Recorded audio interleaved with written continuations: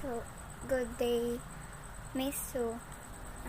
For this video, I will discuss about the Custom Memorandum Order number 16, 2016. The subject is about operational guidelines and the implementations of Republic Act 10668, otherwise known as an act allowing foreign vessel to transport and co-load foreign cargoes for domestic transshipment and for other purposes. So first one, the Republic Act 10668 and its implementing rules and regulation. The following rules are hereby promulgated. So the objectives: A is to operationalize Section 6, 7, and 8 Joining Department Administrative Order. So implementing the rules and regulations of Republic Act 10668, otherwise known as an act allowing foreign vessel to transport and co-load foreign cargoes for domestic transshipment and for other purposes. And for the B is to lower the cost of shipping export cargoes from Philippine port of entry to international port and imports cargoes from international ports for the benefit of the consumer. And for the definition of term, for it's the number 2, for purposes of this order, they have co-loading. It is referred to the agreement between the two or more international sea carrier bound for a specified destination agrees to load. And for the B, recipient vessel, it is also referred to the foreign vessel that agrees to receive and carry foreign cargoes from the transferor vessel to its port and final destinations. And the C is the transferor vessel, the foreign vessel that transfer its foreign cargoes to a recipient vessels for co-loading. The 3 is the coverage. And for the coverage, these rules shall apply in connection with Section 6, it is the co-loading of import, and Section 7, it is the co-loading of export, and Section 8 is the co-loading of empty containers. So for number 4, it is the operation provision. So in A, it is the import. So in A1, it is the submission of electronic and word foreign manifest. So in 1.1, the submission shall be in accordance with existing regulation. It will be submitted both in the transit port to the final port of the discharge, bearing of appropriate registry number for the carrying vessel. And for the 1.2, transferor vessel shall submit the corresponding using the bill of loading nature code 24 so that the cargoes intended for co-loading. So in 1.3, the recipient vessels also submitted the corresponding for the co-loaded cargoes at the final port of discharges using bill of landing using the code 23. So for 8.2, it is the permit for co-loading. So the permit for co-loading shall contain in the following information. First is the application, the date and time, and the B is the established time of arrival of transferor vessel. So for the C is the estimated time and arrival of recipient vessel. And then the details of transferor and recipient vessel, such as the vessel's operation and the shipping line, vessel name, the voyage number of registering number. So for the 2.3, the following document shall be attached to the permit for co-loading. For the A is the loading list with the container number and intended vessels of the cargoes to be co-loaded for the containerized cargoes. So for the 8.3, it is the manual discharges. So in the 3.1, the registration number and date is shown in the A2M, it is the manual discharge. So enter fee shall be the corresponding control number and date. In the permit for the co-loading. So in the 3.2, the online release system or OLRS instruction received by the port terminal for the port terminal operation so shall be that in a staged as mesh routed under system so that the gate pass and not be issued by the port terminal operator for such cargoes. So for the A.4, it is the arrival, discharge, and loading of co-loaded cargoes. So in 4.1, it shall present the approved permit for co-loading in its attachment. For 4.2, the Customs Senior Boarding Officer shall be proceed with discharging formulates as prescribed by current regulation. And for the 4.4, so the containers for co-loading shall not be included in the port terminal operators automated system such as terminal appointment booking system. So for the 4.5, so the port terminal operator shall ensure that only cargoes indicated in the approved permit for co-loading furnished to them will be loaded at the recipient vessel. So for 8.5, notice of discharge. So when coming from a Philippine port and proceeding to another Philippine port, the foreign ship operator or agent of a foreign vessel carrying foreign cargoes to its final port of discharges, so shall submit to the vice service section or equivalent office at the transit port of submit port concerned to the notice of discharge to its next Philippine port of call prior to departure using the form of attached as Annex A.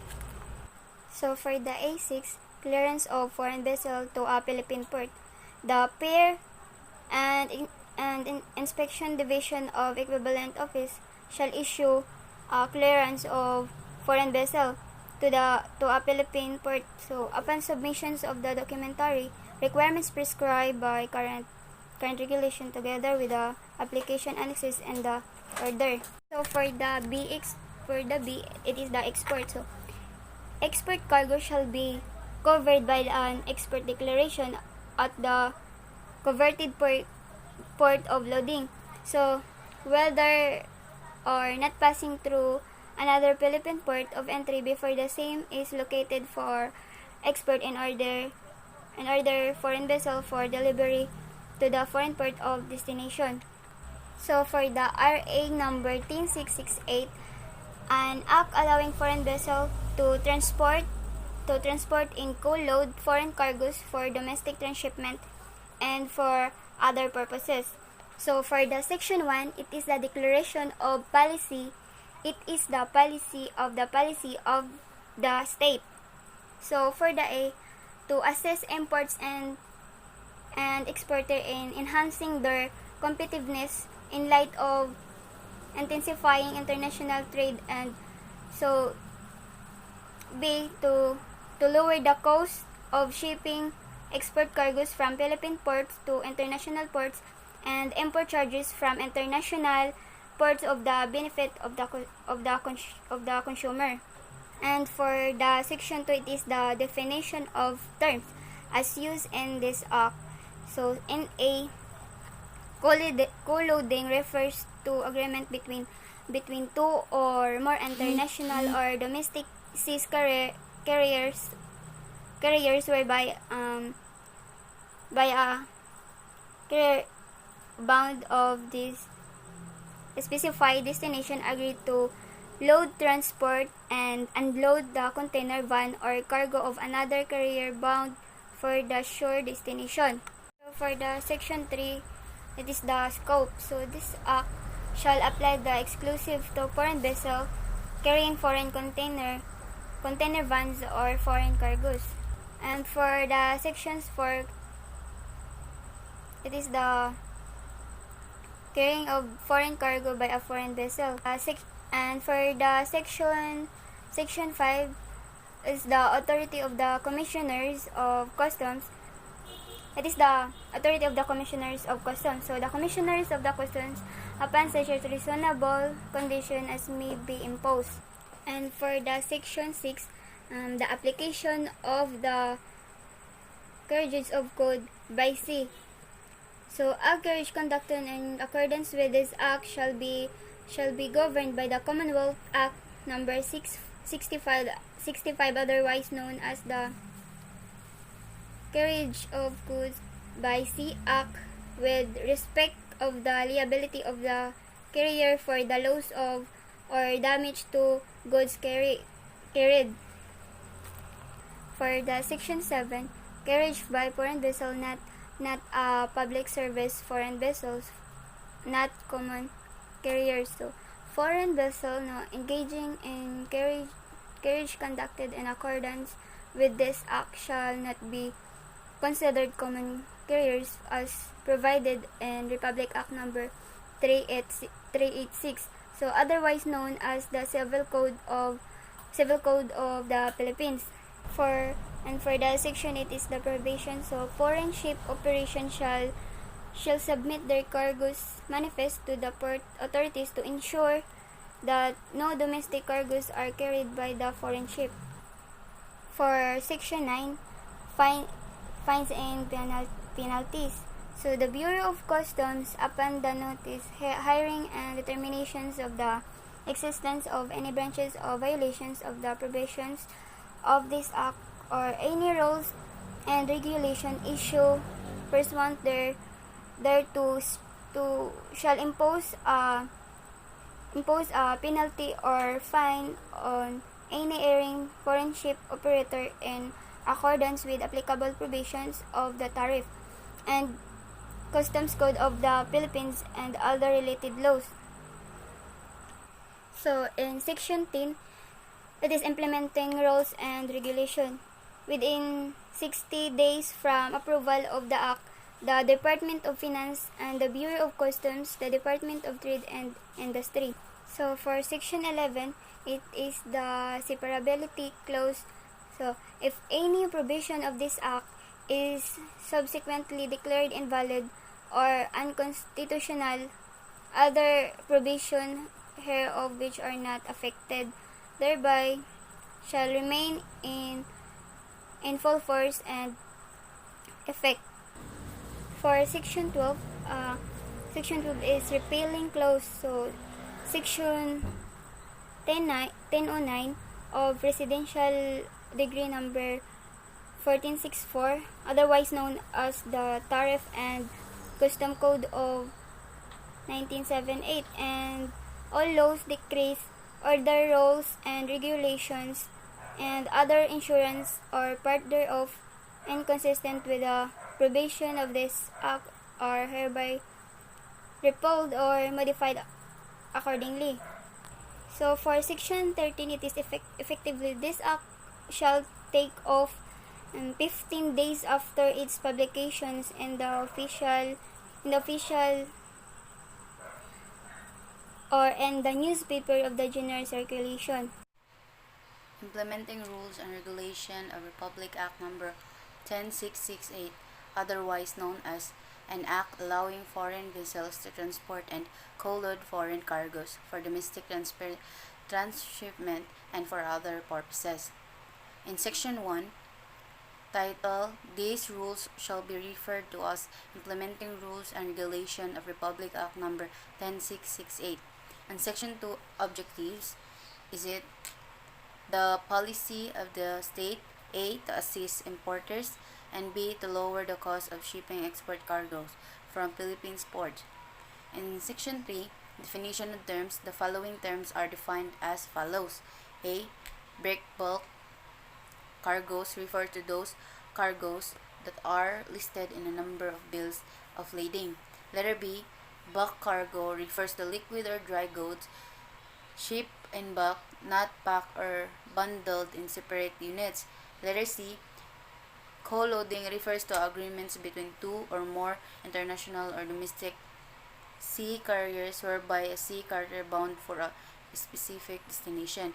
And D, containerized cargo refers to cargo stuff inside a container van with the dimension and ratings enumerated in Series 1 of ISO 668 to 1976.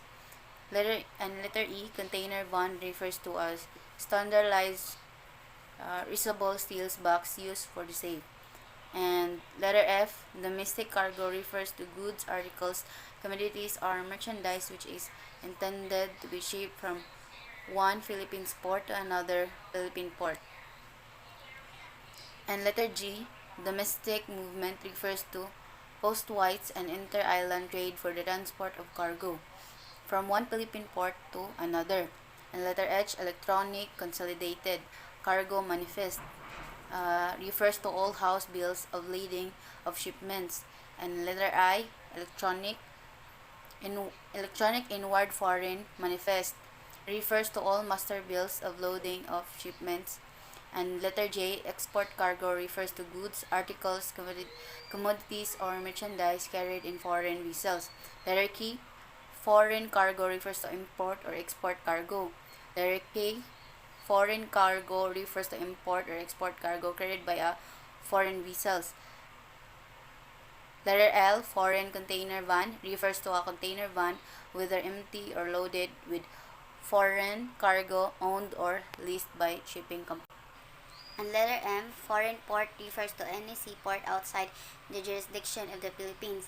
And letter N, foreign ship operator refers to a citizen, partnership, or corporation, whether foreign or local. And letter O, foreign vessels refers to a ship registered or documented in a flag registry other than that of the Philippines.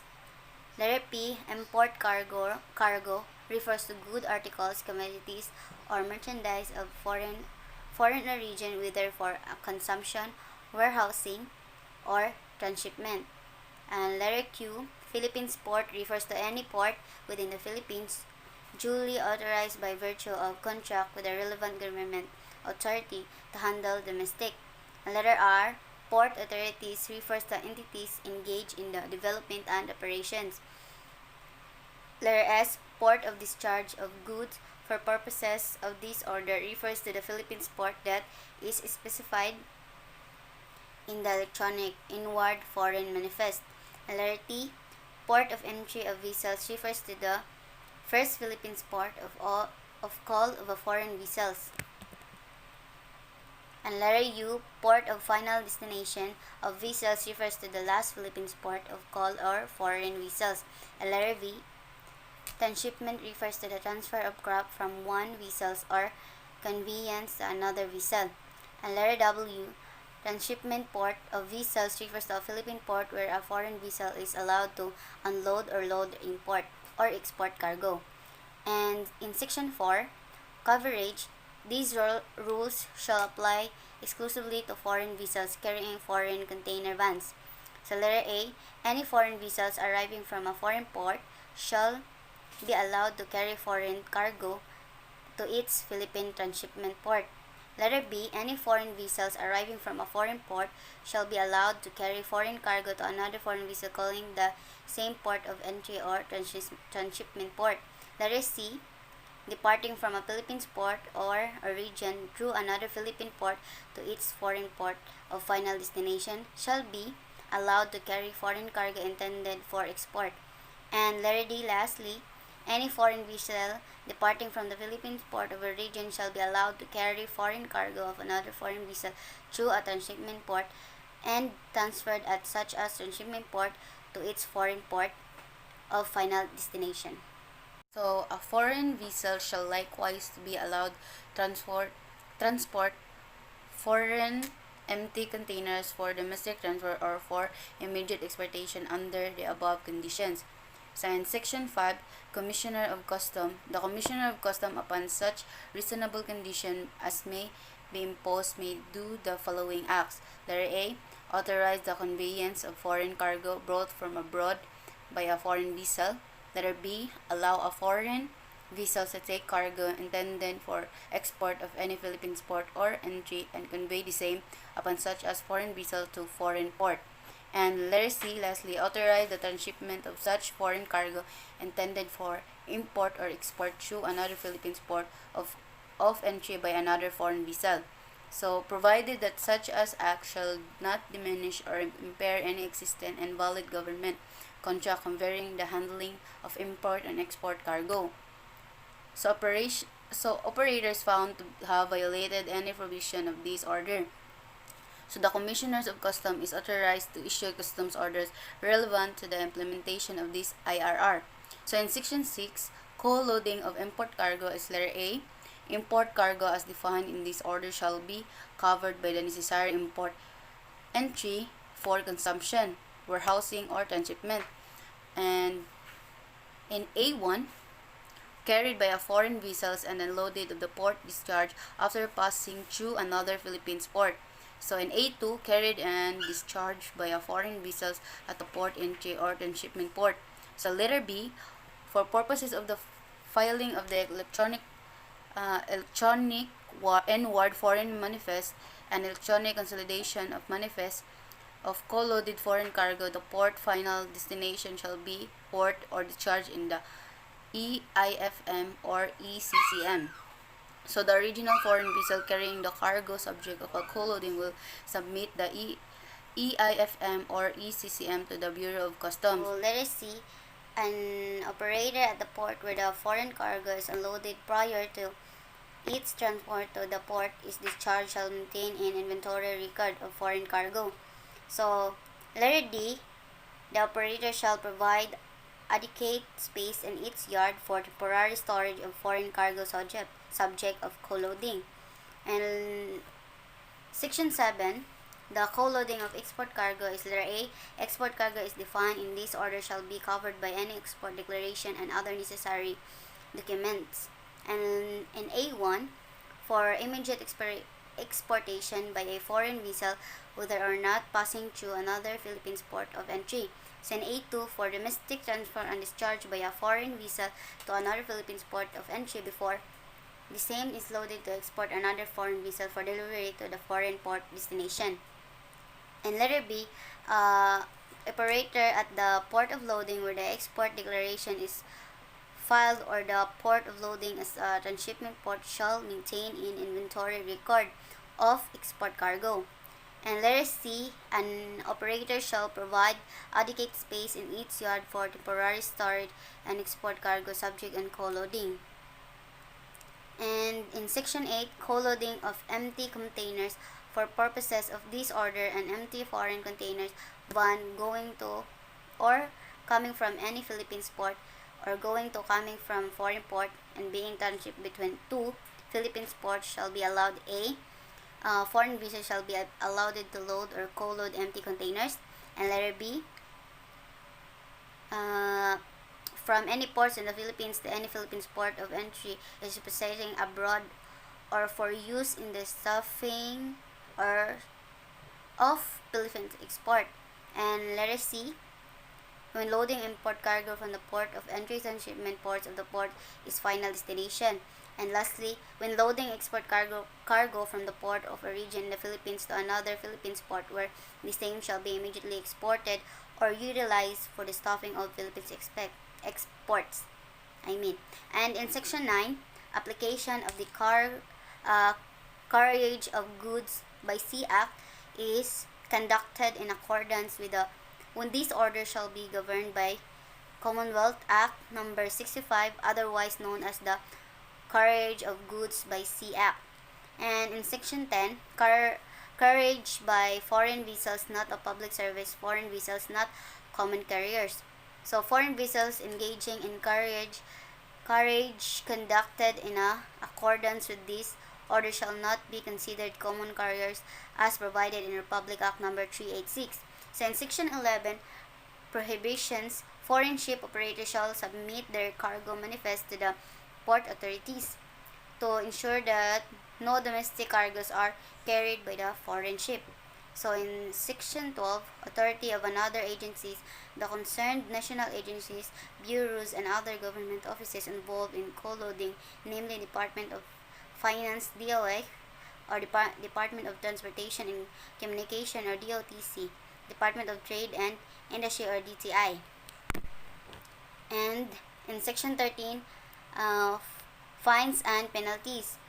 The Bureau of Customs, upon due notice, hearing, and determination of the existence of any breach or violation of the provision of this order, any rule and regulation issued pursuant thereto, shall impose a penalty, fine, on any referring foreign ship operator. In Section 14, separability clause, if any provision of this order is subsequently declared invalid or unconstitutionally, other provision hereof which are not affected thereby shall remain in full force and effects.